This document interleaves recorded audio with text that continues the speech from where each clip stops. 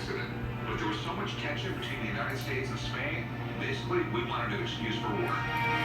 This right here appears to... Wow. So I'm watching Pawn Stars right now, and there's this guy that's trying to sell blueprints for the USS Maine, and doesn't exactly look like blueprints. I mean, definitely some design and such, but anyways, let's just put Cuba in perspective, maybe. Oh, we're just going to a right-wing, friggin' anti-government website. The island of Cuba was first claimed by Spain in 1492 when Christopher Columbus landed on the island.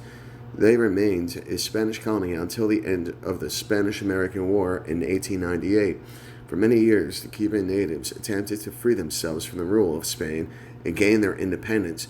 The horrendous actions of the Spanish in the years leading up to this war, and the yellow journalism tactics of American newspaper men like William Randolph Hearst and Joseph Pulitzer helped gain the sympathy of the American people towards the rebel cause.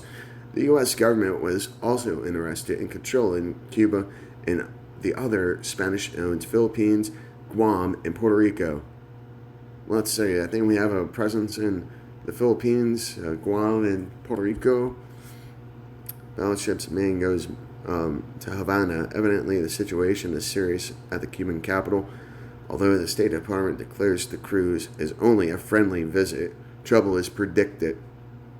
The USS Maine arrived in Havana, however, on January 25, 1898, to protect U.S. interests and civilians during pro-Spanish rioting in Havana.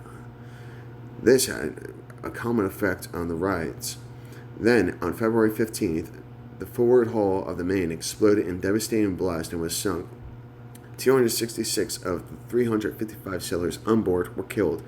The papers of Hearst and Pulitzer wasted no time in casting the blame on the Spanish and sounding the alarm to go to war. The Navy is another classic case of the government investigating itself, determined that a mine caused the blast, despite the fact that they had no real forensic evidence. They would not, however, place any blame on who was responsible for this mine. This didn't matter, though, as the U.S. public's mind was already made up. Remember the Maine, to hell with Spain, was the cry. The USS Maine false flag was born. I'm going to include a link to the Corbett report because he's a real journalist. The USS Mason picked up 2 targets believed to be cruise missiles, forcing it to deploy undisclosed countermeasures. Let's see.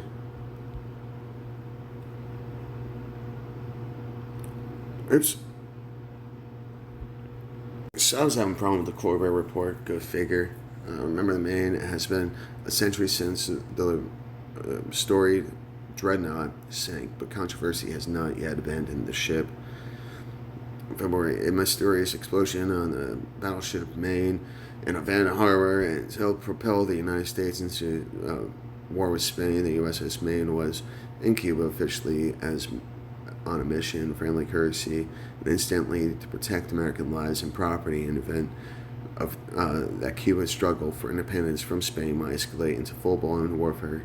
Yet, writes the author Tom Miller, the visit was neither spontaneous nor altruistic. The United States had been eyeing Cuba for almost a century. Let me actually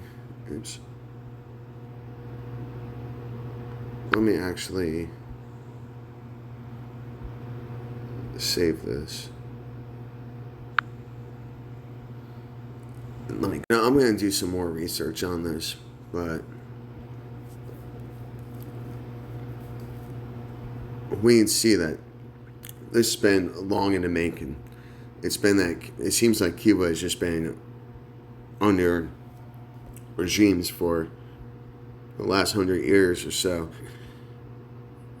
Reparations from Spain.